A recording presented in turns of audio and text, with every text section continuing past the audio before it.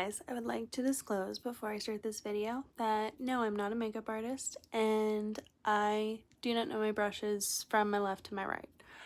But I keep getting asked when I'm doing my Sunday reset what brushes I'm using. And I never put them in there because I'm pretty sure I'm using the wrong brushes, but I'm going to show you guys and please feel free to tell me if I should be doing something different.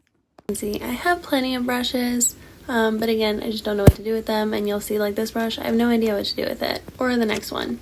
So here's what I got.